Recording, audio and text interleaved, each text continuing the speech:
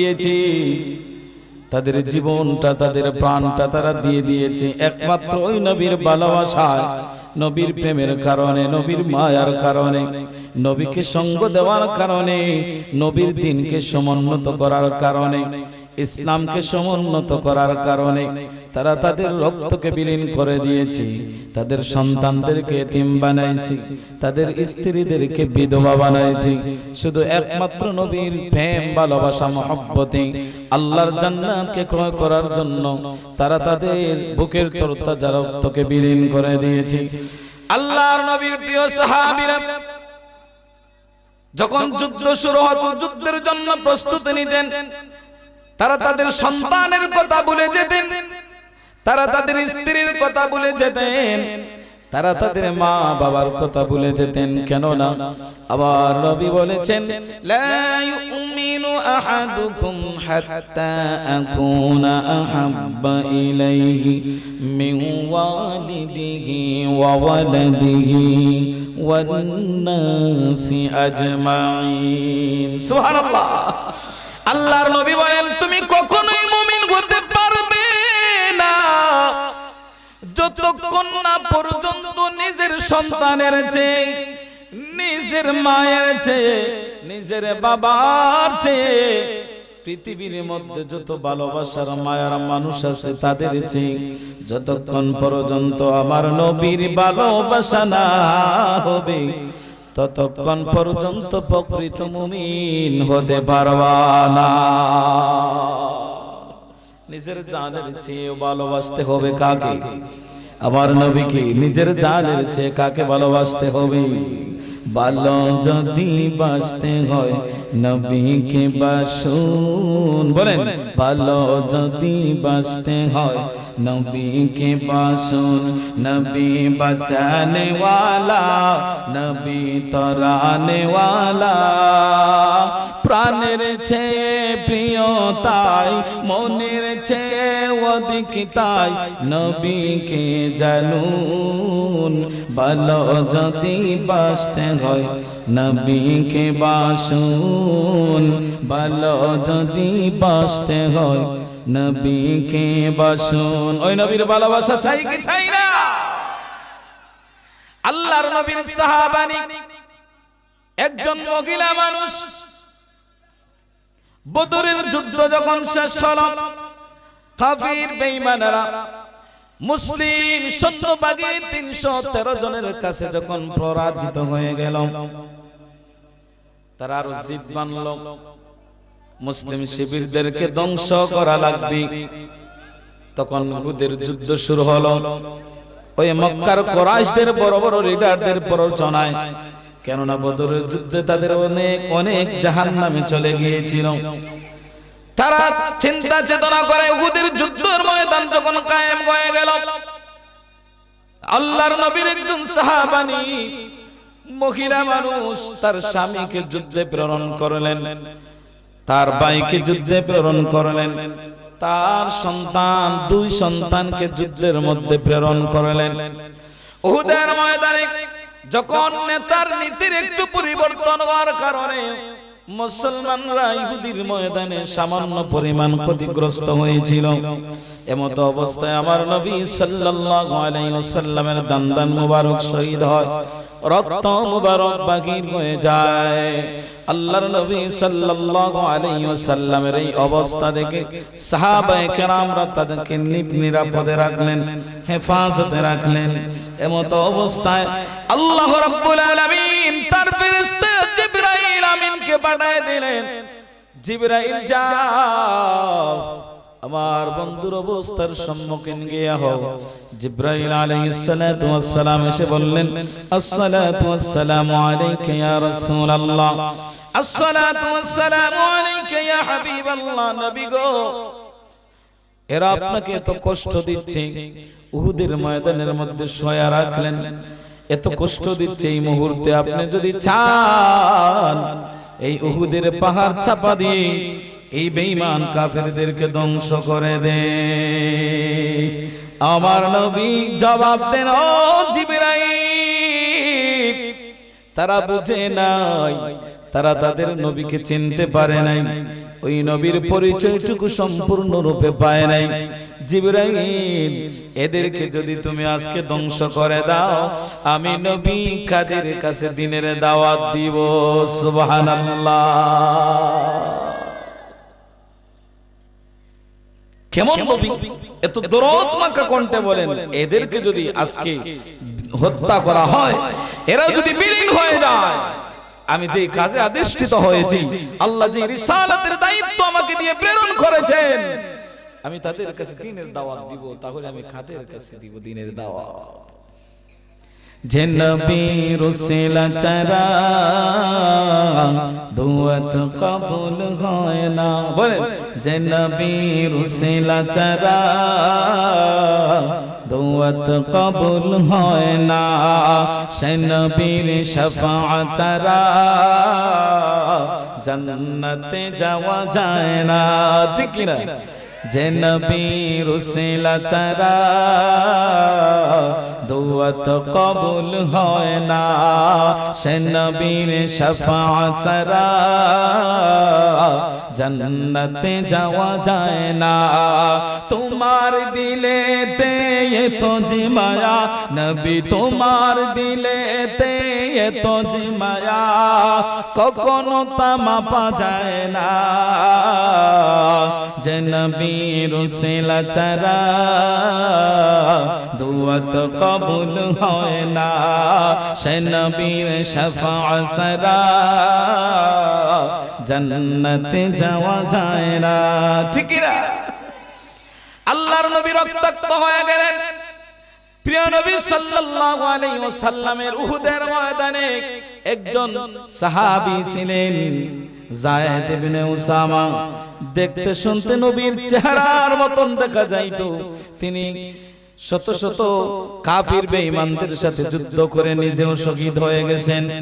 ওই উহুদের ময়দানে শব্দ হয়ে গেল, প্রচার প্রসার হয়ে গেল, নবী দুনিয়ায় নাই। এমন অবস্থায় সাহাবায়ে কেরামরা ছত্রভঙ্গ হয়ে গেলেন।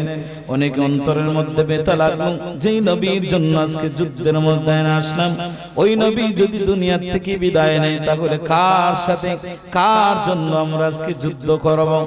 মনের মধ্যে দুর্বলতা চলে আসে। এমন অবস্থায় সাহাবীরা ময়দান থেকে ডাক দিয়ে বলেন, রে না না, বিশ্ব নবী এখনো মারা যান নাই, তিনি ইন্তেকাল হন নাই, তার মৃত্যু হয় নাই। তখন সাহাবীদের অন্তরের মধ্যে মনোবল চলে আসে, আবারও তারা পরিপূর্ণ রূপে জয় নিয়ে ফিরে আসেন। সুবহানাল্লাহ। ওই আওয়াজটুকু মদিনায় চলে যায়, ওই খবরটুকু মদিনায় চলে যায়। আল্লাহর নবীর সাহাবানে সামিরা যুদ্ধের ময়দানে নিজের সন্তান, দুই সন্তানকে পাঠায় দিয়েছে। যুদ্ধের ময়দানে নিজের বাবাকে পাঠায় দিয়েছে। যুদ্ধের ময়দানে নিজের স্বামীকে পাঠায় দিয়েছি। ওই মহিলা পাগল বেশে ঘোড়া নিয়ে দৌড়ায় উহুদের ময়দানের দিকে আসছি। সাহাবীরা নাগাল পেয়ে বলতেছেন, ও সামিরা, তোমার সন্তানরা শহীদ হয়েছে, তোমার বাবা শহীদ হয়েছে, তোমার ভাই শহীদ হয়েছে। ওই মহিলা ডাক দিয়ে বলে, ও নবীর সাহাবীরা, আমি এই সংবাদ শোনার জন্য এই মুহূর্তে উহুদের ময়দানে যাই নাই রে। আমি জানতে চাই আমার নবী বেঁচে আছে কিনা। সুবহানাল্লাহ। আমি জানতে চাই আমার নবী বেঁচে আছে কিনা। সন্তানের খবর নেয় না, সন্তানের সংবাদ নেয় না। বাবা শহীদ হয়েছে, বাবার খবর নেয় না। ভাই শহীদ হয়েছে, ভাইয়ের খবর নেয় না। নবীর প্রেমে পাগল হয়ে উহুদের ময়দানে দৌড়ায়, আমার নবী বেঁচে আছে কিনা, আমার নবী বেঁচে আছে কিনা। কেননা আমার নবী যদি বেঁচে থাকে আমরাও বেঁচে থাকবো। আমার নবী যদি বেঁচে থাকে নবীর দিন বেঁচে থাকবে।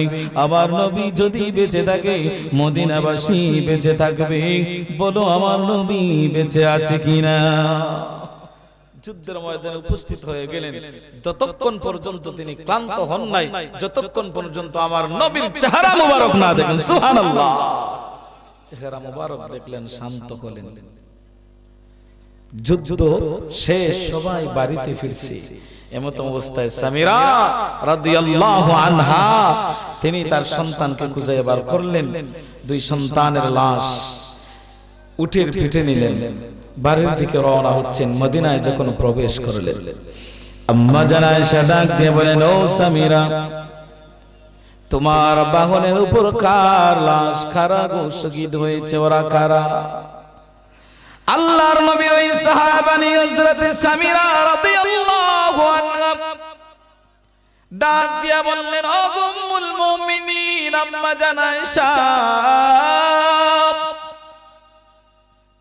আমাকে প্রশ্ন করো, উহুদের ময়দানে আমার নবী কেমন আছে গো? আমার নবী জীবিত আছেন না মৃত হয়ে গেছেন? উহুদের ময়দানের বিষয়ে আমাকে প্রশ্ন করো, এই প্রশ্ন করিও না। জিজ্ঞাসা করো উহুদের অবস্থা কি হলো, ওটা জিজ্ঞাসা করো।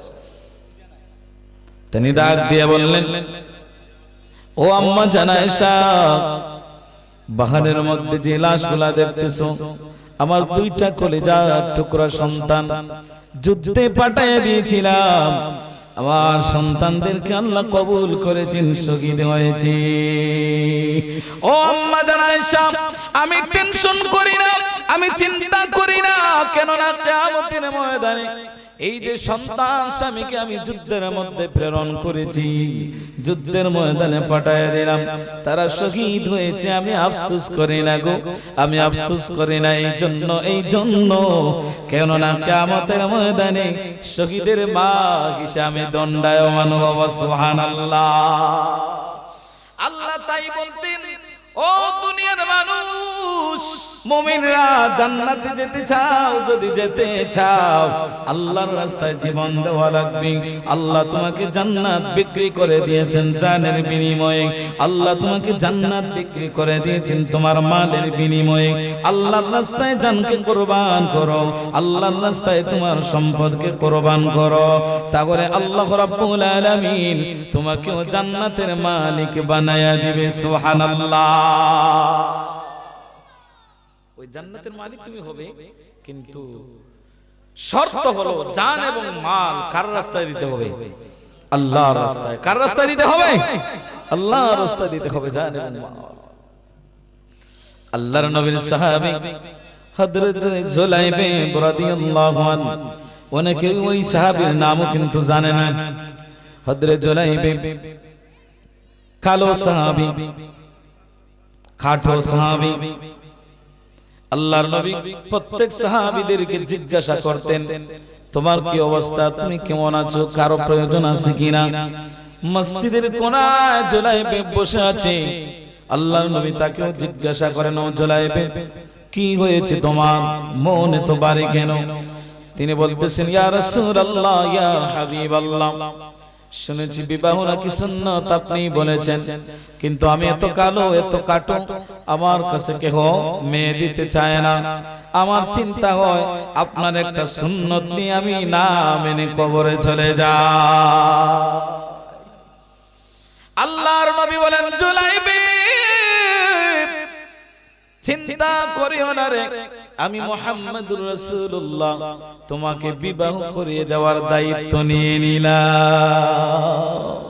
জুলাইবে, তুমি চিন্তা করিও না, আমি রাসূল তোমার এই ব্যবস্থা করব। আনসারী সাহাবী, মদিনার ধনাঢ্য ব্যক্তি, তার কাছে চলে গেলেন। আল্লাহর নবী গিয়ে বললেন, তোমার কাছে আসছি তোমার মেয়ের বিবাহের প্রস্তাব নিয়ে। ওই সাহাবী খুশি হলেন। তিনি চিন্তা করতেছেন, মনে হয় আমার নবী আসছেন, তার জন্য আমার মেয়েটা নেবে, এটা তো সৌভাগ্যের বিষয়। খুশি হলেন। আল্লাহর নবী যখন উল্লেখ করলেন, আমার একজন সাহাবী জুলাইবির জন্য তোমার মেয়েকে আমি চয়েস করেছি, প্রস্তাব নিয়ে আসলাম, তখন তার মনটা সাময়িক কালো হয়ে গেল। বলেন, ইয়া রাসূলুল্লাহ, আমার স্ত্রী আছে, মেয়ে আছে, তাদেরকে জিজ্ঞাসা করি। ঘরে চলে গেলেন, স্ত্রীকে বললেন, নবী আসছেন বিবাহের প্রস্তাব নিয়ে। স্ত্রীও খুশি হলেন যে মনে হয় আমার নবীর জন্য। বললেন না, তার সাহাবী জুলাইবির জন্য। তার মার মনটাও ছোট হয়ে গেল, কালো হয়ে গেল। এমত অবস্থায় মেয়ে আড়াল থেকে শুনতে পেল, তার বিবাহের কথাবার্তা চলতেছে, বলতেছেন মা বাবা কি হয়েছে, যে বিশ্বনবী আসছেন তোমার বিবাহের প্রস্তাব নিয়ে জুলাইবের সাহাবী সাথে। ও মা, যেহেতু তুমি আমাদের মেয়ে, তোমার কাছ থেকে অনুমতির প্রয়োজন আছে। ওই কালো সাহাবী জুলাইবিবকে তুমি কি পছন্দ করবে, তোমার সাথে কি মানাবে? তখন ওই মেয়েটা ডাক দিয়ে বলল, ও বাবা, আপনারা চিন্তা করতেছেন, জানেননি আমার বিবাহের প্রস্তাব নিয়ে কে আসছে? আপনি তো জানেন না, আপনি তো অনুভব করতে পারতেছেন না কে আসছে। বাবা গো, আজকে যদি তাকে ফিরাইয়া দাও, আমার আল্লাহ নারাজ হয়ে যাবে। আমার জীবনটা তো ব্যথা। বাবা চিন্তা করিও না, চিন্তার কারণ নাই। ওই নবীকে জানায়া দাও, জুলাইবিব যদিও কালো, যদিও খাটো, আমার নবী বিবাহের প্রস্তাব নিয়ে আসছে, আমি হাসি মুখে তার সাহাবীকে গ্রহণ করে নিব। সুবহানাল্লাহ। আল্লাহর নবী বিবাহের ব্যবস্থা হলো, বিবাহ পড়াইয়া দিলেন। নতুন অবস্থা, তিনি খালো, কিন্তু যিনি পেয়েছেন, হুর পেয়েছেন, এত সুন্দরী ধনাঢ্য একজন নারী পেয়েছেন, তার কপালে নবীর উসিলায় তার কপালে জুটলো। বেশি দিন হয় নাই, হঠাৎ করে যুদ্ধে যাওয়া লাগে। জুলাইবিব তার কানের মধ্যে আসলো, প্রস্তাব আসলো, যুদ্ধে যেতে হবে। নতুন মাত্র সবে মাত্র বিবাহ করেছেন, মাত্র কয়েকদিন হয়েছে। এত সুন্দরী মহিলাকে, নারীকে বিবাহ করেছেন, ধনাঢ্য নারীকে বিবাহ করেছেন। এটা তার জন্য কত বড় আনন্দের বিষয়, ভাষায় প্রকাশ করা সম্ভব না। যখন কানের মধ্যে সংবাদ চলে আসলো যুদ্ধের ময়দানে যাইতে হবে, ওই জুলাইবিব তার শ্বশুর, তিনি একজন সাহাবী, তার কাছে গেল অনুমতি নেওয়ার জন্য, যুদ্ধে যাইতে হবে। তিনি বললেন, বাবারে, সবে মাত্র বিবাহ করেছো, অসংখ্য সাহাবীরা এখন আছে, চিন্তার তো কোনো কারণ নাই, তুমি না গেলে তো হতো, সবার জন্য তো আর জিহাদ ফরজ হয় নাই, তুমি তাকো। জুলাইবিব ডাক দিয়ে বলল, আমার শ্বশুর, আপনি বলতেছেন আমার নবীর জন্য আমি জীবন দিতে রাজি গো, আমার নবী যুদ্ধে যাইবে আর আমি জুলাইবিব এখানে স্ত্রী নিয়ে বসে থাকবো, সম্ভব না। যুদ্ধের প্রস্তুতি নিলেন। যুদ্ধের মধ্যে তুমুল লড়াই শুরু হয়ে গেল। এক সময় তিনি পরাস্ত হয়ে যুদ্ধের ময়দানে শহীদ হয়ে গেলেন। যুদ্ধ শেষ হওয়ার পর আমার নবীর নীতি হলো, সাহাবীরা দেখো কে কোথায় শহীদ হয়েছে, কে কোথায় কার পানির পিপাসার প্রয়োজন খোঁজাও, দেখো মুসলমানরা কে কোথায় আছে। সাহাবীরা খোঁজ নিলেন।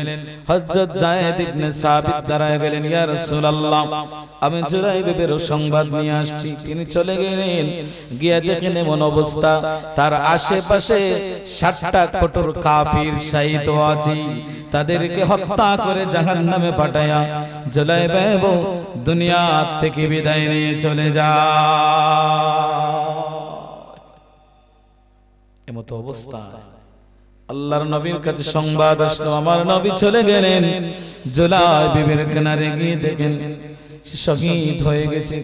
নবীর চক্ষু মুবারকের পানি বেয়ে বেয়ে জমিনের মধ্যে পড়ে, দাড়ি মুবারক বেয়ে বেয়ে জমিনের মধ্যে পড়ে। আল্লাহর নবী আফসোস করে, ও জুলাইবিব, এই তো কিছুদিন হলো বিবাহ হয়েছে, নতুন বধূ তার ঘরের মধ্যে রেখে আমি নবীর জন্য আজকে দিনের জন্য যুদ্ধের ময়দানে শহীদ হয়ে গেছি। জুলাইবিব, চিন্তার কারণ নাই। নবী জানাজা পড়লেন, আমার নবী নিজের হাত মুবারক দ্বারা কবরের মধ্যে রাখলেন। কত বড় ভাগ্য, কত বড় ভাগ্য। নবীর শানে, নবীর প্রেমে, আল্লাহর দ্বীনের জন্য নিজের তাজা রক্তকে বিলীন করে দিয়েছি, নিজেকে বিলীন করে দিয়েছি। আমার নবীর হাত মুবারক দ্বারা যেই জিসিমটা কবরের মধ্যে রাখলো, ওই কবরে আযাব হবে না, ওই কবরে আযাব হতে পারে না, ওই কবরে শাস্তির ফেরেশতারা আসতে পারে না, ওই কবরে জবাবদিহিতা নাই। ওই আল্লাহর দ্বীনের রাস্তায় যারা বিলীন হয়ে যায়, তারা হাসতে হাসতে সবুজ পাখি হয়ে আল্লাহর জান্নাতে চলে যায়। আল্লাহ তাই বলতেছেন, ইন্নাল্লাহা আশতারা মিনাল মুমিনিনা আনফুসাহুম ওয়া আমওয়ালাহুম বিআন্না লাহুমুল জান্নাহ ইউকাতিলুনা ফি সাবিলিল্লাহি ফায়ুকতালুনা ওয়া ইউকতালুন। অতএব মুমিনদের কাছ থেকে তাদের জানের বিনিময়ে, মালের বিনিময়ে আমি জান্নাত ক্রয় করে নিয়েছি। অতএব তারা আল্লাহর রাস্তায় তারা লড়াই করে, আল্লাহর রাস্তায় তাদের জীবন দান করে, তারা মারে, নিজেরাও মরে। সুবহানাল্লাহ। আল্লাহর দ্বীনকে সমুন্নত করার জন্য তারা লড়াই করে, মারে এবং নিজেরাও মরে, নিজের জীবনটাও তারা বিলীন করে দেয়। আল্লাহর নবী বলেন, কেন বিলীন করবে না? তারা ঈমানের স্বাদ পেয়েছে। বুখারীর বর্ণনা, যাকা তুআমাল ঈমান মান রাদিয়া বিল্লাহি রাব্বা ওয়া বিল ইসলামি দীনা ওয়া বিমুহাম্মাদিন সাল্লাল্লাহু আলাইহি ওয়াসাল্লাম রাসূলা। আল্লাহর নবী বলেন, ওই ব্যক্তি তো ঈমানের স্বাদ পেয়েছে যে ব্যক্তি নিজেকে ঈমানদার হিসাবে পেয়েছে আর নবীকে রাসূল হিসাবে পেয়েছে, দিনকে ইসলাম হিসাবে পেয়েছে। এর চেয়ে খুশি আর হতে পারে না, এর চেয়ে আনন্দের বিষয় আর হতে পারে না, এর চেয়ে সফল কামের আর বিষয় হতে পারে না, এর চেয়ে ধন্যের আর বিষয় হতে পারে না। যারা নবীকে নবী হিসাবে পেয়েছে, দিনকে ইসলাম হিসাবে পেয়েছে, তারাই প্রকৃত ঈমানের স্বাদ পেয়েছে, তারাই প্রকৃত ঈমানের স্বাদওয়ালা। অতএব তাদের ঈমানের পাওয়ারের কারণে তারা মরে এবং মারে, তাদের সম্পদকে আল্লাহর রাস্তায় বিলীন করে দেয়, তাদের জানকে তারা আল্লাহর রাস্তায় উৎসর্গ করে দেয়। অতএব আমরা তো এখন জান উৎসর্গ করতে পারবো না, এমন যুদ্ধেরও পরিস্থিতি নাই। তাহলে জিহাদ আছে কয়েক রকমের। এক জিহাদ হলো নিজের জানটাকে বিলীন করে দেওয়া, আর একটা জিহাদ হলো নিজের জীবনটাকে লড়াই করে আল্লাহর রাস্তায় টিকে থাকা। জিহাদ মানে চেষ্টা করা, প্রচেষ্টা করা, তথা দ্বীনের উপর অটল রেখে চেষ্টা চালিয়ে যাওয়া, নামাজের চেষ্টা চালিয়ে যাওয়া, রোজার চেষ্টা চালিয়ে যাওয়া, নিজেকে ঈমানের উপর ইস্তেকামত রেখে নিজেকে জান্নাতি বানানো। আল্লাহ রাব্বুল আলামিন বলেন,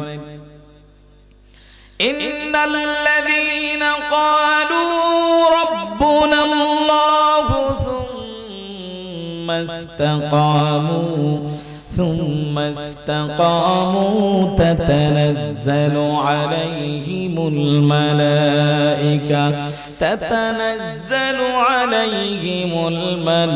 الملائكة ألا تخافوا ولا تحزنوا وأبشروا بالجنة।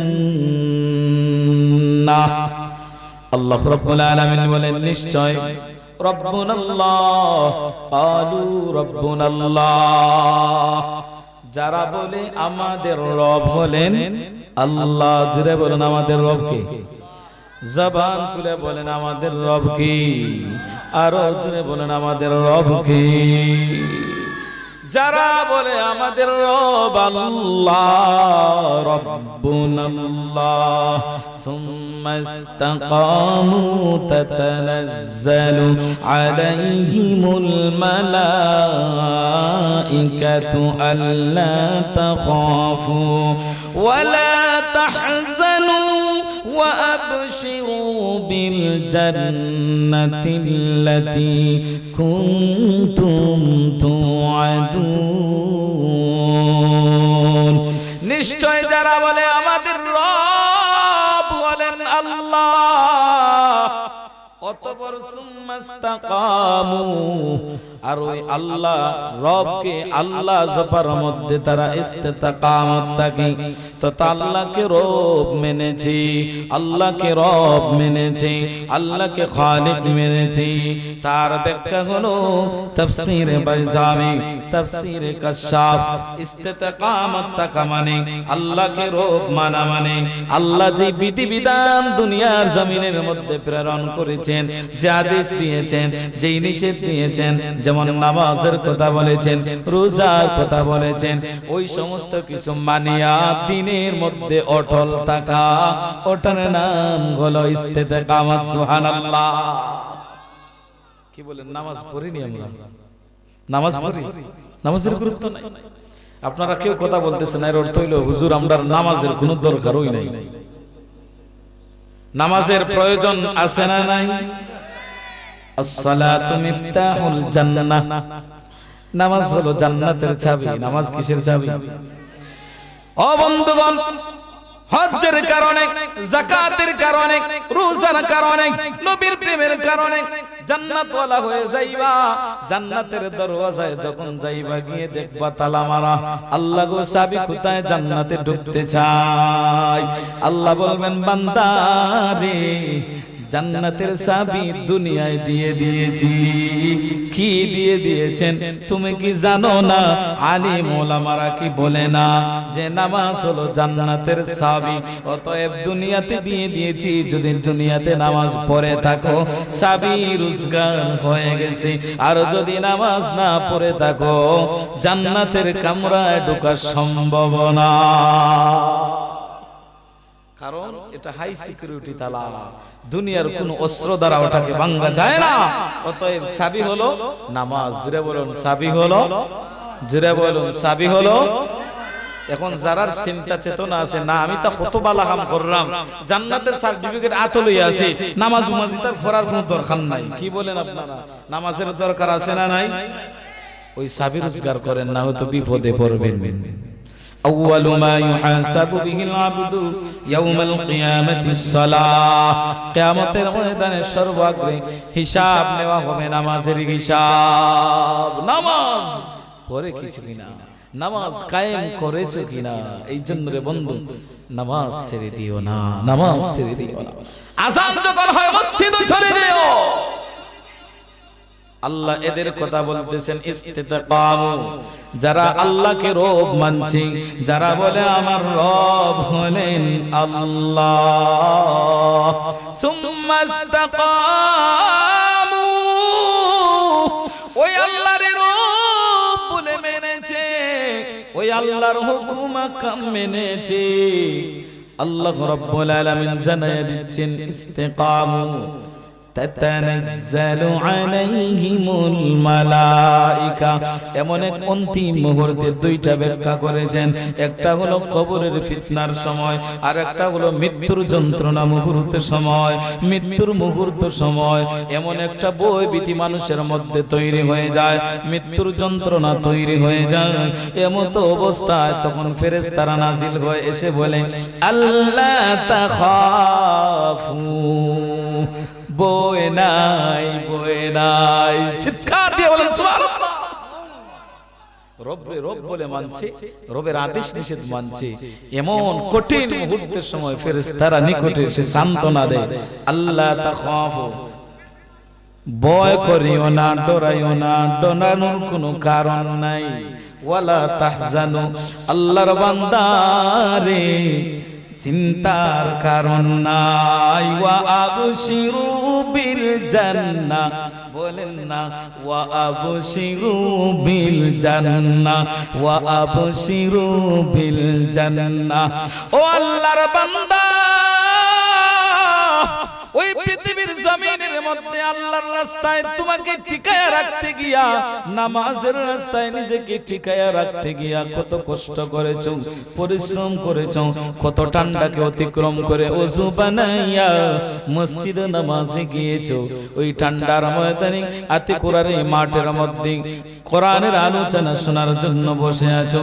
ও বান্দা, কত জোর তুফান তোমার উপরে গেছে, ভালো কাজ করছো, মানুষ তোমাকে নিয়ে হাসি ঠাট্টা করেছে, ভালো কাজ করেছো, মানুষ তোমাকে কত কিছু বলেছে, কত পাগল বলেছে। ও বান্দা, আল্লাহর কাছে তোমার এত গ্রহণযোগ্যতা হয়ে গেছে, তুমি দিনের মধ্যে এত জোর তুফানের পরেও তুমি দাঁড়াইয়া ছিলা, ইস্তেকামত ছিলা।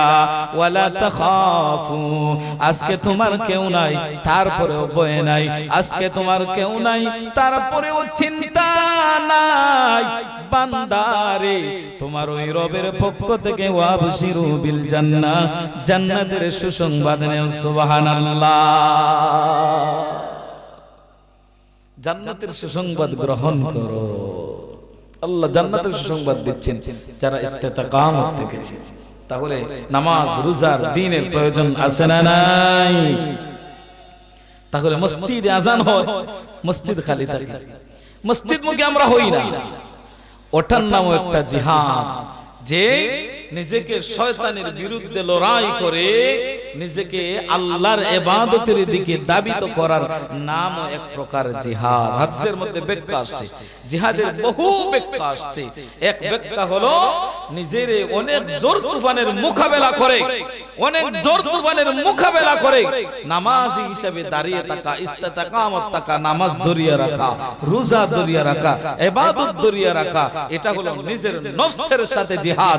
আরেকটা জিহাদ হলো নিজের মন চায় গুনাহ কর, গুনাহ কর, গুনাহ কর, কিন্তু মনের বিরুদ্ধে সে জিহাদ তৈরি করে, মনকে বলে ওই সাবধান, সাবধান, গুনাহ করা যাবে না, গুনাহ করা যাবে না। এটাও একটা জিহাদ। সুবহানাল্লাহ। ওটার নাম জিহাদ, নিজের মনের বিরুদ্ধে জিহাদ। এটা হলো নফসের সাথে জিহাদ। প্রিয় হাজিরিন, এই জন্য মুমিনের পরিচয়, মুমিনের গুণের মধ্যে অন্যতম গুণ হলো নবীর প্রেমে, নবীর ভালোবাসা। আযান যখন হয় মসজিদের দিকে চলে যাওয়া।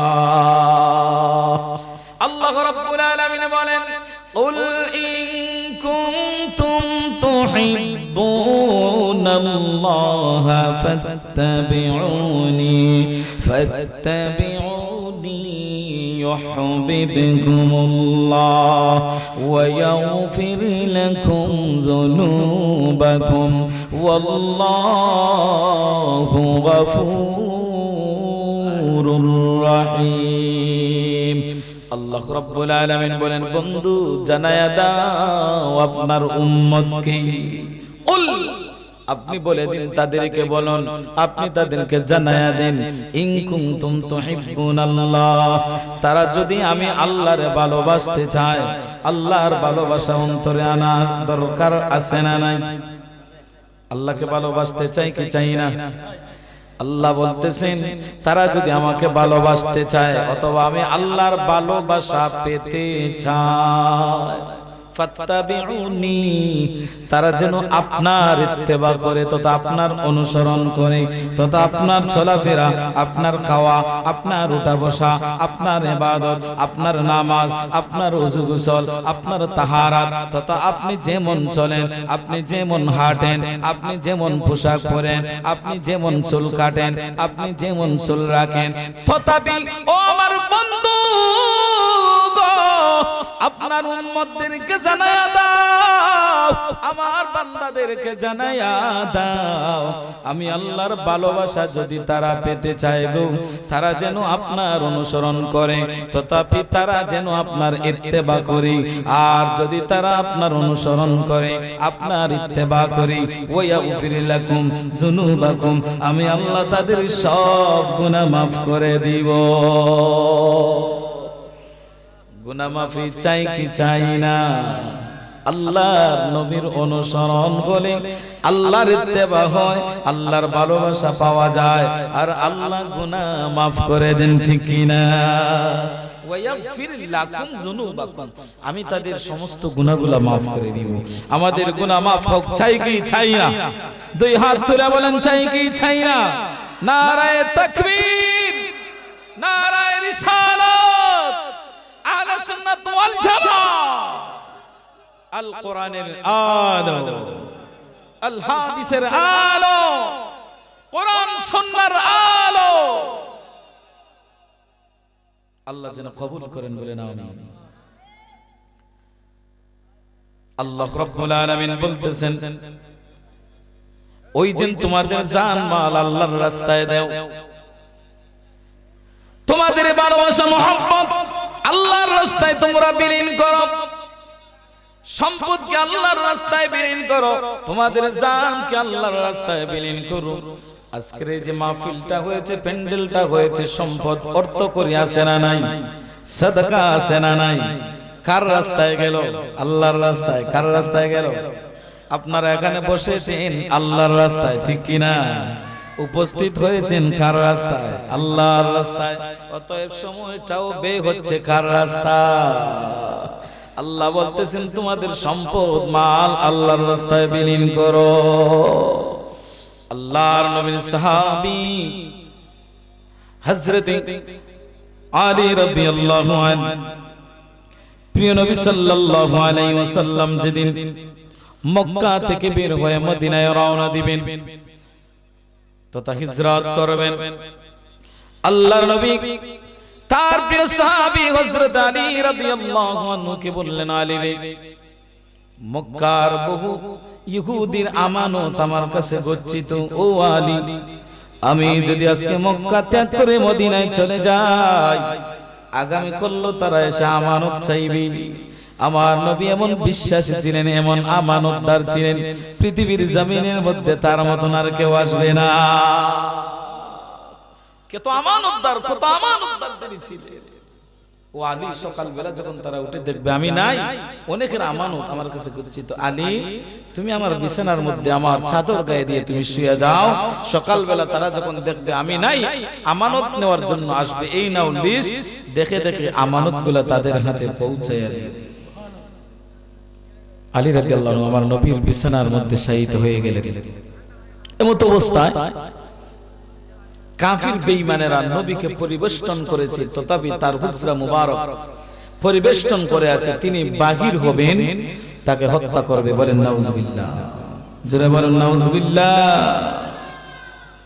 তাহলে আলী রাদিয়াল্লাহু আনহু কত কঠিন এক বিপদের সম্মুখীন আছেন।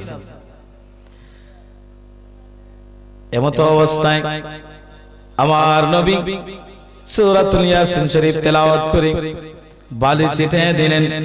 কাফের বেঈমানেরা চোখ কষতেছে, এমত অবস্থায় তিনি বাহির হয়ে গেলেন। সুবহানাল্লাহ।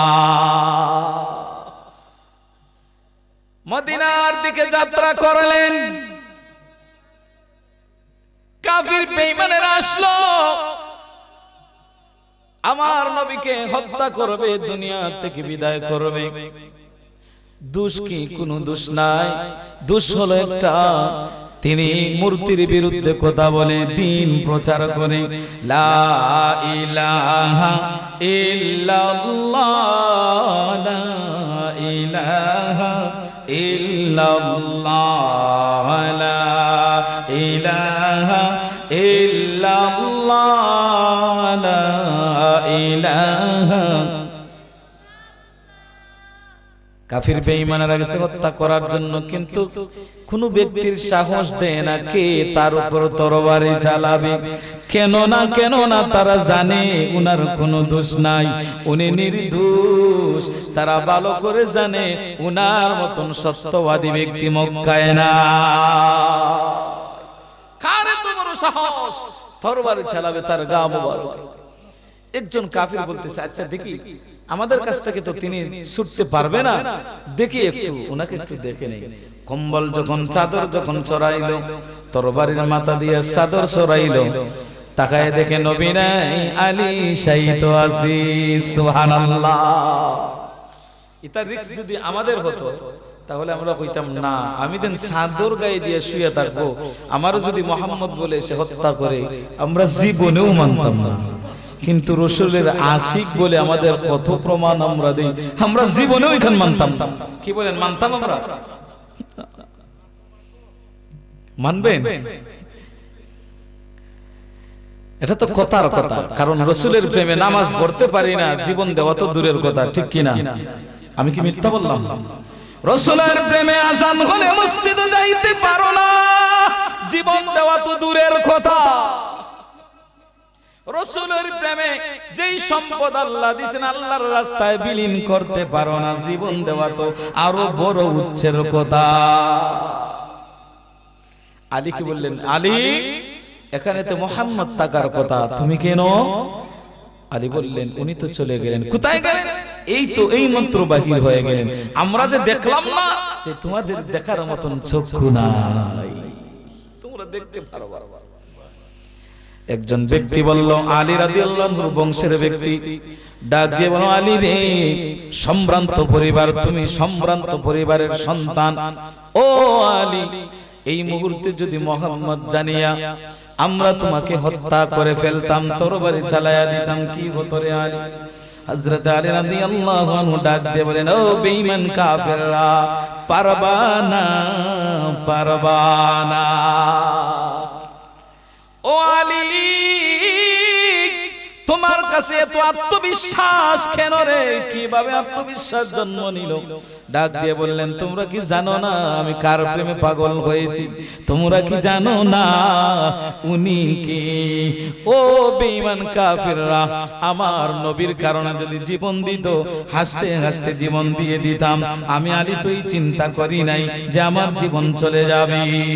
কেন না, কেন না, আমার নবীকে আমি যতটুকু বিশ্বাস করি জানি, আমার নবীর জবান মুবারকের কথা।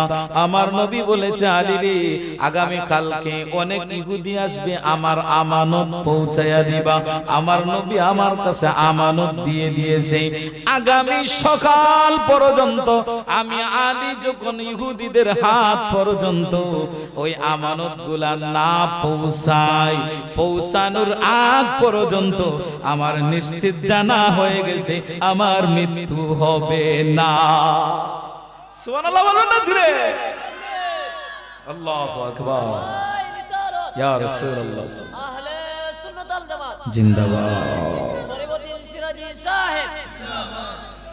আমি আলীর বিশ্বাস হয়ে গেছে, আমার নবী যেহেতু বলেছেন সকালবেলা উঠে আমানত পৌঁছাইয়া দিব, অতএব এর আগে তোমরা চাইলেও আমাকে হত্যা করতে পারবা। কেমন আত্মবিশ্বাস তাদের! আমার নবী মদিনার দিকে রওনা দিয়েছে, আর মক্কার দিকে চেহারা ফিরে ফিরে মক্কার দিকে ছায়। কেন না, কেন না, নিজের ঘরবাড়ি ছাড়া, নিজের বংশ বুনিয়াদ ছাড়া কত কষ্টের যে সারে সে জানে, ঠিক কিনা? দুষ্ট কিছু ছিল না, দুষ্ট হলো এক আল্লাহর দাওয়াত দেওয়া, কালিমার দাওয়াত দেওয়া, দুষ্ট হলো কোরআনের দাওয়াত দেওয়া। আমার নবীর নীতি হলো কোরআনের দাওয়াত দেওয়া। আজকের এই মাহফিল এই জন্য হয়েছে যাতে মানুষ কোরআনের মেসেজ পায়। আজকের এই মাহফিল এই জন্য কায়েম করেছে এত কোরআন মানুষ, যাতে নবীর প্রেম সম্পর্কে জানতে পারে, নবীর বিধি বিধান সম্পর্কে জানতে পারে, দ্বীন ইসলাম সম্পর্কে জানতে পারে, কোরআন থেকে ব্যাখ্যা জানতে পারে। কেননা এই কিছু জানিয়া তারা আমল করার চেষ্টা করবে, ঠিক কিনা? এই কিছু জানিয়া ঈমান আমলের পরিবর্তন ঘটাইবে, আমলের পরিবর্তন ঘটাইবে, আমল পরিশুদ্ধ করবে, ঈমান পরিশুদ্ধ করবে। এই জন্য এরকম নেক মাজলিসের আয়োজন হয়, ঠিক কিনা? আমার নবীর চেহারা মুবারক বারবার খানায় কাবার দিকে তাকায়, যেন মন মানে না, আর চোখের পানি বেয়ে বেয়ে একবার তাকায় সামনে আগায়, একবার তাকায় পিছনে, আবার সামনে আগায়, মন মানে না। কেননা নিজের জন্মভূমি তাকে ছাড়তে হয়, এর চেয়ে বড় হৃদয় বিদারক কারো কষ্টের বিষয় হতে পারে না। ওইদিকে মক্কার মানুষরা বিতাড়িত করতেছে, আর ওইদিকে মদিনার মানুষরা আমার নবীকে সাদরে আহলান সাহলান বলে বরণ করতেছে। সুবহানাল্লাহ। তালাআল বাদরু আলাইনা মিন সানিয়াতিল ওয়াদা। আমার নবী মদিনায় যাবে, মদিনার ছোট ছোট বালকরা, কিশোর কিশোরীরা, মদিনার নারী পুরুষেরা তারা অপেক্ষায় রে, কখন রহমতের নবী আমাদের দেশে কদম রাখবি, কখন রে রহমতের নবী আমাদের দেশে আমাদের শহরে কদম রাখবি। তারা মদিনার গিরিপথের দিকে তাকায় আছে, তাকায় আছে আমার নবী কখন আসে। তারা যখন বদর নামক প্রান্তর দিকে আমার নবীর চেহারা মুবারক দেখল, তখন মদিনার শিশুরা বলতে লাগলো, তালাল বাদরু আলাইনা মিন সানিয়াতিল ওয়াদা ওয়াজাবা শুকরু আলাইনা মাদাআ লিল্লাহি দা। বলেন না মোহব্বতে বলেন, তালাল বাদরু আলাইনা মিন সানিয়াতিল ওয়াদা ওয়াজাবা শুকরু আলাইনা মাদাআ লিল্লাহি দা। আইয়ুহাল মাবউসু ফিনা জিতা বিল আমরিল মুতা। আইয়ুহাল মাবউসু ফিনা জিতা বিল আমরিল মুতা। জিতা শাররাফতাল মদিনা মারহাবান ইয়া খায়রা দা। طلع البدر علينا من ثنيات الوداع وجب الشكر علينا ما دعا لله دا। ওই মক্কার শিশু কিশোররা তারা বলতে লাগলো, ওই দেখো রে বদর নামক প্রান্তরে ওই দেখো ছাদ উদিত হয়েছে, ওই দেখো ছাদ দেখা যায়, যাদের কারণে, যেই নবীর কারণে আমরা অপেক্ষমান, যেই নবীর আগমনের কারণে আমরা অপেক্ষমান, ওই দেখো ছাদ উদিত হয়েছে, ওই দেখো আমার নবী আমাদের কাছে আগমন করতেছে। অতএব আহলান সাহলান, হাজারো শুকরিয়া জানাই, হাজারো শুকরিয়া জানাই, কেননা রহমতের নবী আমাদের শহরে প্রবেশ করতেছে। মক্কার সমস্ত নারী পুরুষরা, শিশু কৈশোররা আমার নবীকে সাদরে মেহমান হিসাবে তারা গ্রহণ করে নে, তারা গ্রহণ করে নিয়েছে। একদল মানুষ বিতাড়িত করেছে, আরব শহরের মানুষ আমার নবীকে ভালোবাসা দিয়ে গ্রহণ করে নিয়েছে। আল্লাহর নবী ওখানে গেলেন, মদিনা সনদ করলেন, হযরত আবু আইয়ুব আনসারী রাদিয়াল্লাহু আনহু মেহমান হলেন, এই জমিনের মধ্যে ইসলাম প্রতিষ্ঠা করলেন। যুদ্ধের সম্মুখীন হতে হলো, বদর, উহুদ, খান্দক, অসংখ্য সাহাবীরা শহীদ হয়েছিলেন। তার মধ্যে উল্লেখযোগ্য একজন সাহাবী সাদ ইবনে মুসাইব, সাদ ইবনে রাবি, সাদ ইবনে রাবি আল্লাহর নবীর আনসারী সাহাবী ছিলেন, নবীর খিদমতে ছিলেন। আব্দুর রহমান ইবনে আউফ, তিনি মুহাজির সাহাবী ছিলেন। এমন মহব্বত রাসূলকে খুশি করার জন্য তিনি বলতেছেন, আমার দুইজন স্ত্রী আছে, ও আব্দুর রহমান ইবনে আউফ, আমার এক স্ত্রীকে তালাক দিব, তুমি তো মুসাফির মুহাজির, অতএব তুমি তাকে বিবাহ করবে, আমার অনেক সম্পদ আছে, তোমাকে দান করব। আমার নবী শুনে তার প্রতি খুশ হয়ে গেল। সাদ ইবনে রাবি, আমার নবী যখন মুস্কে হাসলেন, সাদ ইবনে রাবি বলেন, আমার অন্তরটা খুশ হয়ে গেছে। সুবহানাল্লাহ। ওই সাদ ইবনে রাবি তিনি রাসূলের মহব্বতে যুদ্ধের ময়দানে অংশগ্রহণ করেন, যুদ্ধ করে করে শহীদ হয়ে যাবেন। এমন মুহূর্তের মধ্যে যুদ্ধ যখন শেষ হলো, ঠিক তদ্রূপ আমার নবী বলতেছেন, দেখো আমার কোন সাহাবীরা আহত আছে কিনা। এমত অবস্থায় সাদ ইবনে রাবিকে গিয়ে পাওয়া গেল, শুধুমাত্র শ্বাস আসতেছে। আর ওই সাহাবী গিয়ে বললেন, ও সাদ ইবনে রাবি রে, আল্লাহর নবী তোমাকে সালাম দিয়েছেন। সাদ ইবনে রাবি মুস্কি হাসি দিয়ে নবীর সালাম গ্রহণ করে বলতেছি, ও আমার নবীর সাহাবীরা রে, আমার পক্ষ থেকে আমার নবীকে সালাম পৌঁছায়া দিও। ও সাহাবী, আর জানায়া দিও ওই নবীর সাহাবী জান্নাতের সুঘ্রাণ পাচ্ছে। সুবহানাল্লাহ। সাদ ইবনে রাবি আমার নবীর কাছ থেকে সালাম গ্রহণ করেছে বলে আমার জান ঠান্ডা হয়ে গেছে, আল্লাহর রাস্তায় আমার জীবন দিতে আর কোনো সমস্যা নাই। সাদ ইবনে রবি হাসতে হাসতে দুনিয়া থেকে বিদায় নিয়ে চলে গেল। আমার নবী আসলে এসে কাঁদতেছেন, ও সাদ ইবনে রবি রে, দিনের জন্য কত কিছু করেছো, আমি নবীর ভালোবাসার জন্য আজকে তোমার জানটাও তুমি দিয়ে দিলা।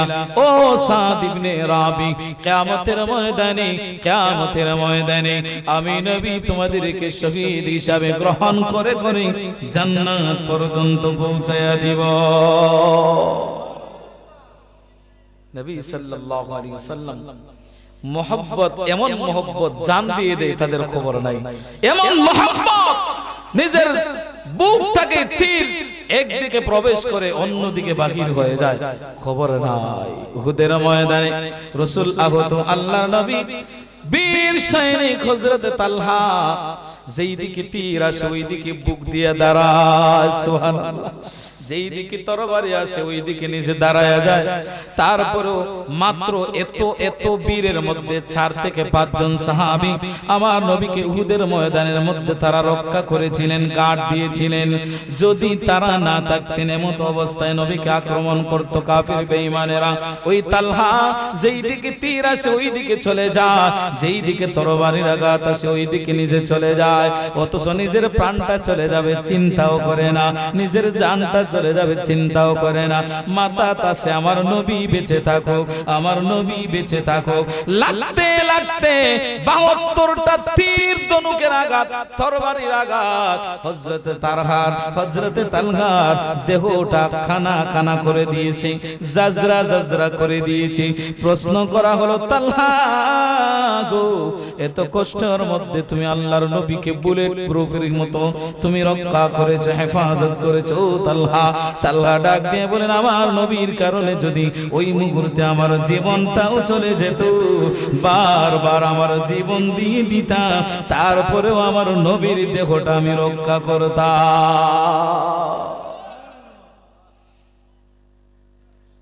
ওই এদের নাম হলো সাহাবী, আর এদের নাম হলো আশিক রাসূল। এরাই প্রকৃত প্রেমিক, এরাই আল্লাহর রাস্তায় প্রকৃত জান দেওয়ালা, ঠিক কি না? এরাই প্রকৃত জান দেওয়ালা। অতএব বন্ধুরা, এই জান যদি দিতে হয় নিজের সন্তানকে নিজেকে ওই রাস্তায় তৈরি হওয়া লাগবে।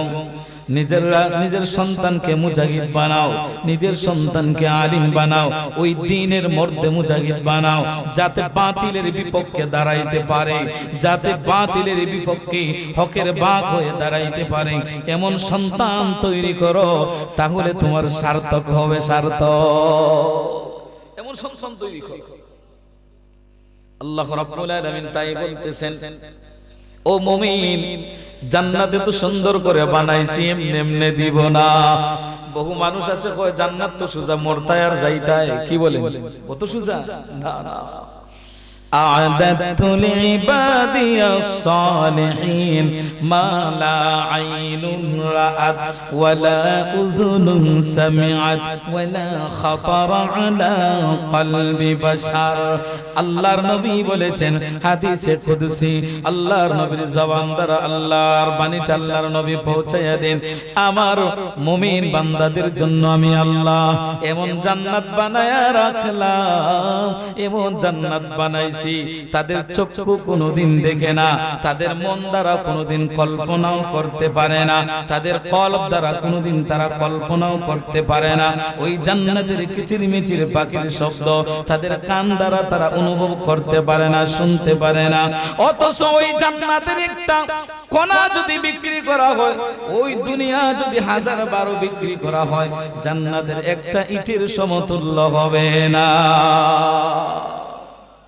তাহলে ওই জান্নাত আল্লাহ মাগনা দিলেই ভাই নাই। আমরা তো জান্নাতের সার্টিফিকেট হাতে নিয়ে আসছি, জান্নাতের সার্টিফিকেট ফাইলেছি, অত সোজা না, অত সোজা না। আল্লাহর রাস্তায় জান দিতে হইব, মাল দিতে হবে, আল্লাহর রাস্তায় জান দিতে হবে, মাল দিতে হবে, নিজের নফসের সাথে জিহাদ করতে হবে, শয়তানের বিপক্ষে জিহাদ করতে হবে, বাতিলের বিপক্ষে হক হয়ে জিহাদ করতে হবে, তখনই আল্লাহর রাস্তায় আপনি শহীদ হতে পারবেন, ঠিক কি না? এমনি নয়, এত সহজ নয়। আর বিশেষ করে নবীর সুন্নতকে আঁকড়ে ধরা। আল্লাহর নবী বলেছেন, আমার একটা মৃত সুন্নতকে যারা জীবিত করলো 100টা শহীদের সওয়াব তাকে দান করা হয়। নবীর সুন্নতকে আমরা আজকে ভুলে গেলাম, নবীর সুন্নতকে আমরা আজকে হারিয়ে ফেলতেছি। কেননা নবীর সুন্নতের আলোচনা হয় না, নবীর সুন্নতের আলোচনা হয় না, নবী যা আদেশ করেছেন এই নিয়ে আলোচনা হয় না। বড় আফসোসের বিষয় রে বন্ধু, আমাদের কাছে বহু আলিম ওলামারা আছে, আলিম বলবো না কি বলবো আমার বুঝে আসে না। তারা সঠিকভাবে মানুষদেরকে সঠিক বাণী পৌঁছায়া দেয় না। কোন কাজ করলে জান্নাতে যাওয়া যায়, কোন কাজ করলে জাহান্নামে যাওয়া লাগে, মানুষদেরকে ব্যাখ্যা করে না, বুঝায় না, জানায় না, শোনায় না। মানুষদেরকে মূর্খ বানায় রাখছে, নিজেও গুমরা হয়, মানুষদেরকেও গুমরা করে আসে না। না, সঠিক বাণী মানুষদেরকে পৌঁছায় না, সঠিক বাণী পৌঁছায় না। মনে রাখবেন, নামাজ ছাড়া জান্নাতে যাওয়া যাবে কোন দলিল নাই। হ্যাঁ, ইমানদার একদিন জান্নাতে যাবে, কিন্তু ওই দিন নামাজ পড়ে নাই, এর শাস্তি তাকে পাওয়া লাগবে, শাস্তি পাওয়া লাগবে। আর যদি নামাজি হয়, যদি মুমিন হয়, যদি মুত্তাকি হয়, কিয়ামতের ময়দানে যারা মুত্তাকি, যারা মুমিন, নামাজ ছাড়ে না, রোজা ছাড়ে না, নবীর সুন্নত ছাড়ে না, ওইগুলা মুমিন বিনা হিসাবে আল্লাহ জান্নাতে ঢুকাইবে। ওই মুমিনগুলা বিনা হিসাবে জান্নাতে যাবে। যারা মুমিন, তারা নামাজ পড়ে, নামাজ কায়েম করে, রোজা রাখে, দিন মেনে চলে, আল্লাহর আদেশ নিষেধ মেনে চলে, এদেরকে মুমিন বলা হয়। আর ওরা বিজলির মতন আল্লাহর ফুল সিরাত পার হবে, ওরা বিনা হিসাবে আল্লাহ তাদেরকে জান্নাতে প্রবেশ করাবে। সুন্নাত কেমন সুন্নাত? নবীর সাহাবী হযরত বিলাল রাদিয়াল্লাহু আনহু গোসলে যায়, মাথা থেকে নবীর সুন্নত পালায় না, যেখানে যায় মাথা থেকে টুপি রাখে না, মাথা থেকে তার টুপি ফেলে দেয় না, যেখানে অবস্থায় সর্ব অবস্থায় নবীর আদর্শকে সাথে নিয়ে ঘুরে, নবীর আদর্শকে তিনি লালন করি। আল্লাহর নবীর যখন ইন্তেকাল হয়ে গেল, আমার নবীর যখন ইন্তেকাল হয়ে গেল, এমত অবস্থায় হযরত বিলাল আর ধৈর্য মানায় না, আর সহ্য করতে পারে না, মন যেন আর বসে না মদিনায় মুনাওয়ারা, তার বুকটা যেন ফেটে যায়, তার মনটাকে আর বেঁধে রাখতে পারে না। গিয়ে বলল নবীর সাহাবী হযরত আবু বকর রাদিয়াল্লাহু আনহুকে ডাক দিয়ে বলল, গো নবীর সাহাবী আবু বকর, ওই মদিনায় আর আমার থাকতে ইচ্ছে হয় না গো, যতক্ষণ পর্যন্ত ওই নবীর হুজরা শরীফের দিকে তাকাই আমার মন আর মানাইতে পারে না, আমার বুকটা যেন ছিঁড়ে যায়, আমার কলিজাটা যেন ফেটে যায়। ও গো আবু বকর, এখানে যদি তাকি আমার অবস্থা ভালো হবে না। আবু বকর গো, আমাকে অনুমতি দাও, আমি অন্য কোথায় চলে যাই। হযরত আবু বকর বলেন, বিলাল রে, নবী তোমাকে তো মহব্বত করেছে, তো ভালোবেসেছে। ও বিলাল, নবীর মহব্বতের সাহাবী তুমি কেন রে মদিনা থেকে চলে যাইবা? বিলাল রাদিয়াল্লাহু আনহু বলেন, ও গো আবু বকর, জানি নবীর প্রেম আপনারও আছে, কিন্তু কেন জানি গো, নবীর লাশ সামনে রেখে, নবীকে দেখে আমার মনটা মানে না, আমার কলিজাটা মানে না। আবু বকর বলেন, রে বিলাল, তুমি তো নবীর মুয়াজ্জিন, তুমি তো মানুষকে নামাজের জন্য আহ্বান করো। বিলাল রে, কে মিনারায় দাঁড়ায় আশহাদু আন্না মুহাম্মাদুর রাসূলুল্লাহ বলবি? ও বিলাল, কেন তুমি যাইবা? অনুনয় বিনয় করলেন, আবু বকর গো, আপনার কথাটা আমি মানতে পারতেছি না, আমাকে আদেশ দাও, আমি যেন চলে যাই। হযরত বিলাল বুক ভরা ব্যথা নিয়া মদিনা ত্যাগ করে দামেস্কের দিকে চলে গেলেন। কয়েক বছর থাকার পর আমার নবী স্বপ্নে এসে ডাক দিয়ে বলেন, বিলাল, ও বিলাল, এতদিন হয়ে গেল রে আমার থেকে তুমি দূরে আছো। বিলাল রে, এতদিন পর্যন্ত আমার খবর নেও না, আমি নবী কেমন আছে আমাকে দেখতে আসো না। বিলাল রে, আমার জিয়ারতে আসো না। ও বিলাল, আমার কাছ থেকে কেন রে এত দূরে? সুবহানাল্লাহ। আমার কাছ থেকে কেন রে দূরে আছো? ওই নবীর মহব্বতের সাহাবী যখন তন্দ্রার মধ্যে স্বপ্নটা দেখলেন, আর মানাইতে পারে না, গাছটা বেঁধে দিল। রাত্রি বেলায় মদিনার উদ্দেশ্যে রওনা হয়ে গেছে। আমার নবী আমাকে ডাকতেছে, আমার নবীর সাথে আমি সাক্ষাৎ করব। মদিনায় মুনাওয়ারায় আমার নবীর কবর মুবারকের মধ্যে তখন পাকা করা ছিল না। আমার নবীর কবর মুবারক মাটি অবস্থায় ছিল। কবরটা জড়াইয়া কবরের আশেপাশে থেকে আমার নবীর জন্য চোখের পানি ফেলে ফেলে কাঁদতেছি। এমতো অবস্থায় কেঁদে কেঁদে বেহুশ হয়ে গেছি। হযরতে ওমর ফারুক রাদিয়াল্লাহু আনহু এই সময়ের খলিফা ডাক দিয়ে বলেন, বিলাল, এতদিন পর্যন্ত তুমি কোথায় ছিলা রে? এতদিন পর্যন্ত তুমি কোথায় ছিলা? কোথা থেকে আসলা? ও বিলাল, আর কাঁদিও না, কাঁদিও না, কাঁদিও না। বিলাল রাদিয়াল্লাহু আনহু ডাক দিয়ে বলেন, ওগো নবীর সাহাবী ওমর, আমি চাচ্ছিলাম নবীর রওজা শরীফ দেখে আমার মন মানাইতে পারে না, যেন কলিজা ফাটার উপক্রম হয়ে যায়। আমি দূরে গিয়ে মনটাকে একটু শান্ত রাখার ব্যবস্থা করেছিলাম, পারি নাই গো, পারি নাই। নবীর মহব্বতের কারণে ওগো ওমর ফারুক, আমার নবী স্বপ্নে এসে আমাকে ডাকতেছি। আমি বিলাল আর ওই দামেস্কের জমিনে থাকতে পারি নাই। আমি বিলাল এই মুহূর্তে মদিনার মধ্যে উপস্থিত হয়ে গেলাম। নবীর ভালোবাসায় আমাকে আর ওখানে থাকতে দেয় নাই, চলে আসলাম। হযরত ওমর ফারুক রাদিয়াল্লাহু আনহু নামাজের ওয়াক্তের সময় যখন হলো, ডাক দিয়ে বলেন, ও বিলাল, নবী তো তোমাকে মুয়াজ্জিন হিসেবে নিয়োগ করেছিল। ও বিলাল রে, আল্লাহ তোমাকে এমন ভাবে গ্রহণ করেছে, তোমার আযান না হওয়ার কারণে সূর্য উদিত হয় না। ও বিলাল, মদিনার জমিন থেকে তুমি আযান দেও, আল্লাহর আরশে পৌঁছে যায়। সুবহানাল্লাহ। বিলাল রে, মদিনাবাসী এত বছর পর্যন্ত অপেক্ষমান, উঠো রে, মিনারায় উঠো, আযান দাও। হযরতে বিলাল রাদিয়াল্লাহু আনহু ডাক দিয়ে বলেন, ওমর ফারুক, ও গো নবীর সাহাবী, আমি যখন আযান দিতাম আমার নবীর সামনে উপস্থিত থাকতে। আমি যখন আযান দিতাম আমার নবী হুজরা শরীফ থেকে আমার আযান শ্রবণ করতে। আজকে তো আমার নবী দুনিয়ায় নাই গো, আমি কাকে সামনে রেখে আযান দিব? কার জন্য আযান দিব? কার মহব্বতে আমি এখন আযান দিব?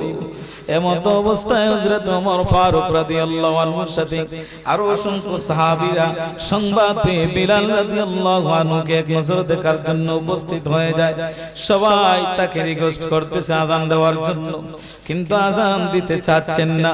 কেন না তিনি আযানের মধ্যে যখন দাঁড়ায় যান, তার বুকটা যেন ফেটে যায়, তিনি আর স্থির থাকতে পারেন না, অজ্ঞান হয়ে যান। এমত অবস্থায় সাহাবীরা বলতেছে, বিলালকে এমন বললে হবে না, যাও নবীর নাতিদেরকে নিয়ে আসো। নবীর নাতিরা যদি তাকে রিকোয়েস্ট করে তাহলে অবশ্যই বিলাল মেনে নেবে।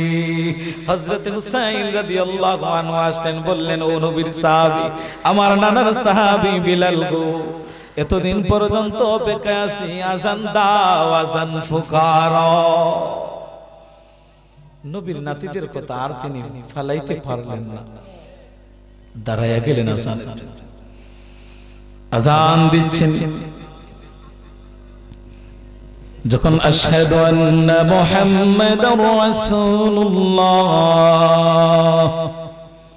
এই বাক্য যখন বলবেন, কান্না করে করে জমিনের মধ্যে অজ্ঞান হয়ে পড়ে যায়, অজ্ঞান হয়ে পড়ে যায়। কেন? নবীর নাম যখন উচ্চারণ করে তার হৃদয়ের মধ্যে, তার হৃদয়ের বাঁধ আর ধরে রাখতে পারে না। আযান শুরু করা মাত্র মদিনার অলি গলির মানুষরা, নারীরা, পুরুষেরা তারা ঘর থেকে বাহির হয়ে আসলো রে। মনে হয় আমার নবী আবার ফিরে আসছেন, কেননা বিলালের আযান শোনা যায়। মদিনাবাসীরা বড় আগ্রহে নবীনি ফিরে আসে, আবার নবীনি আবার ফিরে আসে। বহুদিন পর যখন বিলালের কণ্ঠে আওয়াজ শোনা যায় রে, কেননা ওই বিলাল নবীকে সামনে রেখে আজান দিত, নবীকে সামনে রেখে আজান পুকারতো। মদিনাবাসীরা আনন্দে আত্মহারা, তাদের মনের ধারণা খুশিতে তারা তাদের মনের মধ্যে চিন্তা করতে লাগলো, আমার নবী মনে হয় আবার ফিরে আসছে। ওই দেখো বিলালের আজান শোনা যায়, এত মধুর কণ্ঠে আজান শোনা যায়। সমস্ত নারীরা, সমস্ত পুরুষরা, সাহাবীরা কান্না করতে করতে ঘর থেকে বাহির হয়ে আসছে। সাহাবীরা তাদের চোখের পানি ফেলতে ফেলতে, দাড়ি ভিজাইতে ভিজাইতে তাদের ঘর থেকে বাহির হয়ে আসছে। ওই বিলালের আজান শোনা যায়, বিলালের মুখের মধ্যে নবীর বাণী শোনা যায়, বিলালের মুখের মধ্যে আশহাদু আন্না মুহাম্মাদুর রাসূলুল্লাহ এই শব্দ শোনা যায়। সমস্ত সাহাবীরা নবীর প্রেম নিয়া তারা ঘর থেকে বাহির হয়ে হয়ে হযরত বিলাল রাদিয়াল্লাহু আনহুর চতুর্থ পাশে তারা দাঁড়ায় গেল। আর বিলাল রাদিয়াল্লাহু আনহুর চেহারার দিকে তাকায়া তাকায়া তারা কাঁদতেছে কাঁদতেছে, ফুবায়া ফুবায়া কাঁদতেছে, বলতেছে বিলাল রে, এতদিন পর্যন্ত কোথায় ছিলা? আমরা আসছি রে বিলাল, তুমি আসছো, আমাদের মনে হলো আমাদের নবীও নাকি আবার ফিরে আসছে, আমরা টিকতে পারলাম না। ও বিলাল, এত মহব্বতে আজান তুমি প্রকারো, ও বিলাল, নবীর আদর্শের সাহাবী তুমি, বিলাল রে, আমাদের কাছ থেকে এতদিন কোথায় তুমি দূরে ছিলে? মহব্বত ভালোবাসা দূর থেকেও নিকটে টেনে আনে, ঠিক কিনা? ওই নবীর প্রেম ভালোবাসা যদি তাকে অবশ্যই অবশ্যই নবীর রওজা জিয়ারতে একদিন সাক্ষাৎ হবে, ঠিক কিনা? सबसे आला वाला हमारा नबी, बोलन सबसे आला वाला हमारा नबी, सबसे बाला वाला हमारा नबी, अपने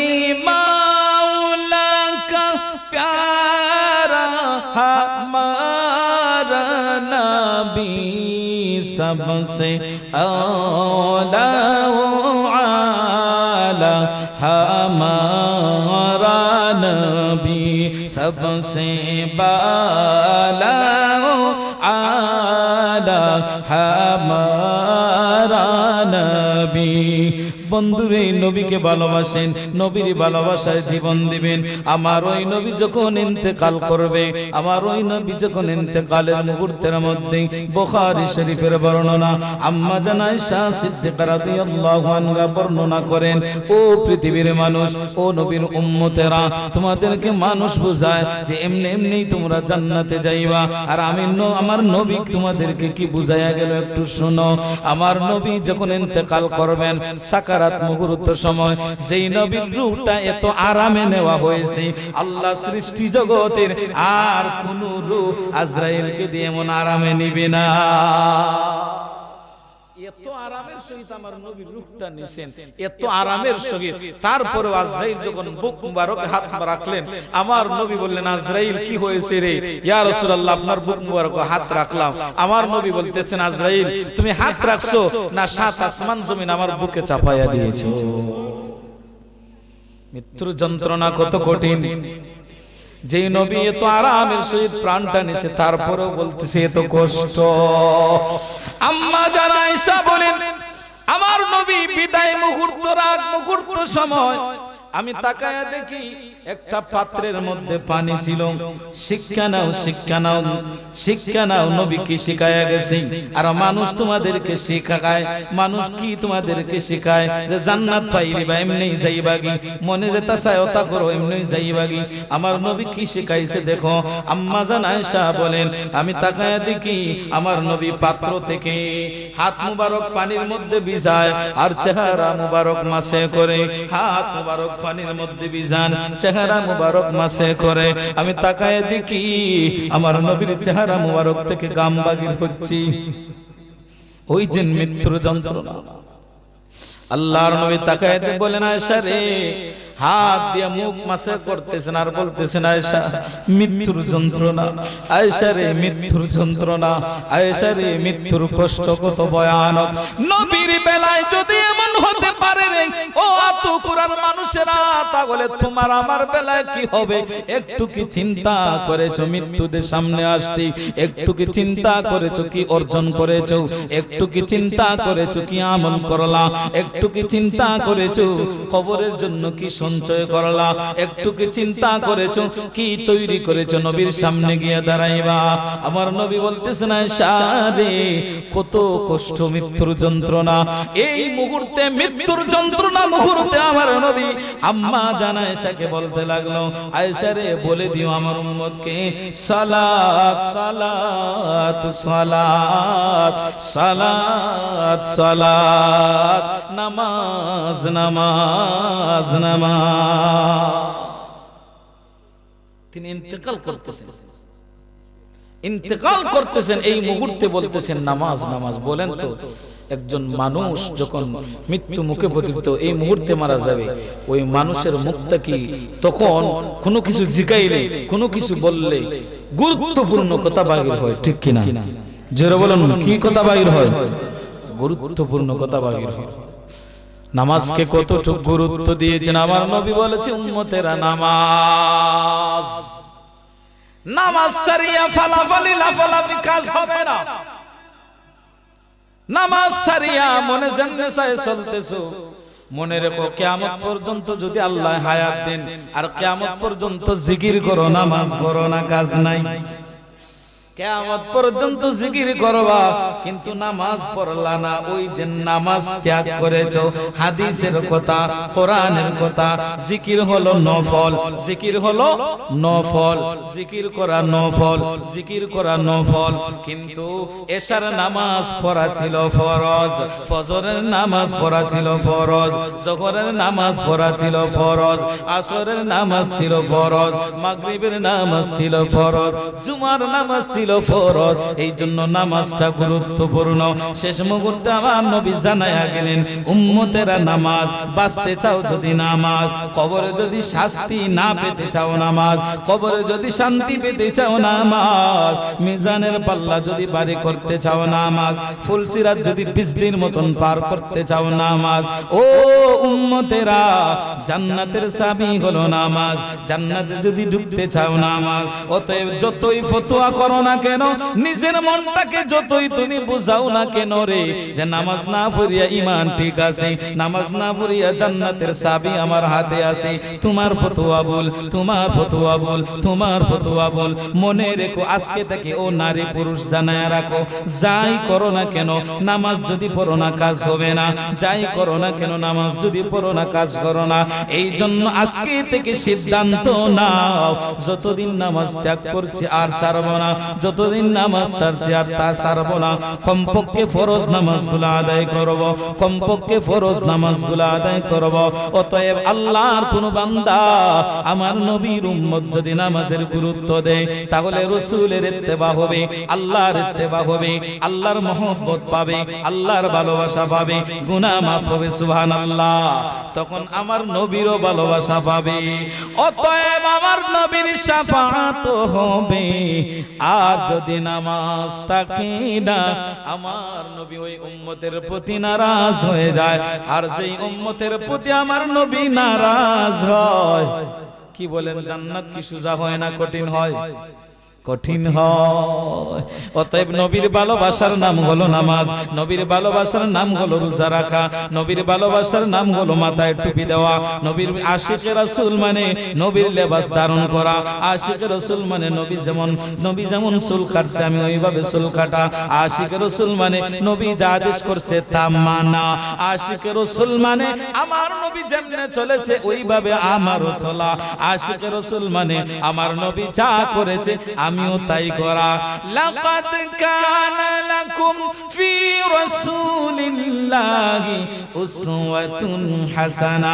আমার আল্লাহ জানায়া দিয়েছেন নবীর ভালোবাসা, নবীর আদর্শ তোমার জন্য নাজাতের নিশানা।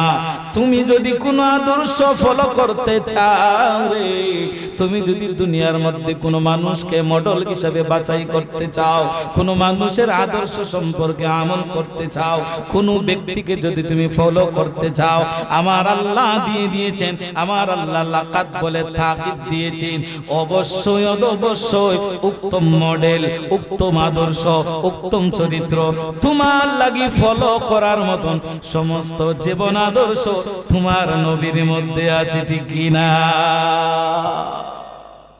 ইন্নাকা লাআলা খুলুকিন আযীম। কেননা তার চরিত্রকে আল্লাহ মহান সমুন্নত করেছেন, উত্তম চরিত্র দিয়ে তাকে পৃথিবীতে তিনি বানিয়েছেন, পৃথিবীতে তিনি প্রেরণ করেছেন, সৃষ্টি করেছেন। তিনি হলেন সুমহান চরিত্রের অধিকারী। অতএব তার চরিত্রে, তার গুণে তুমি গুণান্বিত হও। ওই নবীর ভালোবাসা আলোচনা আজকে কি বললাম?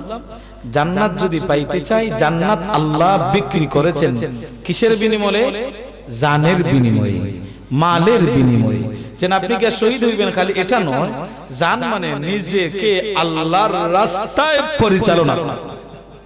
জান দেওয়া মানে নিজে জানের মালিক কে? জোরে বলুন, জানের মালিক কে? এই দেহের মালিক কে? তাহলে এই দেহের মালিক, জানের মালিক যদি আল্লাহ হন, আপনার ওই দেহ জানরা আল্লাহর রাস্তায় পরিচালনা করা মানে আল্লাহর রাস্তায় নিজেকে বিক্রি করা। তখন আল্লাহ জান্নাত দিবেন। সম্পদ যাই আল্লাহ সম্পদ দিয়েছেন, আলহামদুলিল্লাহ, এর থেকে আল্লাহর রাস্তায় বিলীন করা। আর নবীর আদর্শ মতন নিজেকে তৈরি করা, আর ঈমান পেয়ে খুশি হওয়া যে আমি এমন একজন নবী পাইলাম, আমি খুশি, এমন একটা ইসলাম পেলাম, আমি খুশি, আল্লাহকে রব হিসাবে পেয়ে আমি খুশি। অতএব আল্লাহ যেন আমাদেরকে, রাত্রে গভীর হয়ে গেছে, আল্লাহ যেন আমাদেরকে নবীর আদর্শে আল্লাহর রঙে রঙিন হতে পারি, এমন তৌফিক যেন আল্লাহ আমাদেরকে দান করেন। বলেন আমিন। ওয়া মা আলাইনা ইল্লাল বালাগ। نحمده ونصلي على رسوله الكريم. ولما تم من حمله صلى الله عليه وسلم شهران على أشهر الأقوال المروية، توفي بالمدينة الشريفة المنورة أبوه عبد الله، وكان قد استجاب بإخوانه بني عدي من الطائفة النجارية، ومكث فيهم شهرا سقيما يعانون سقمه وشقوى. ولما تم من حمله صلى الله عليه وسلم على الراجح 9 أشهر قمرية، وأنا للزمان أن ينجلي عن مصدى، حضرت أمه ليلة مولد آسية ومريم في نسوة من الحظيرة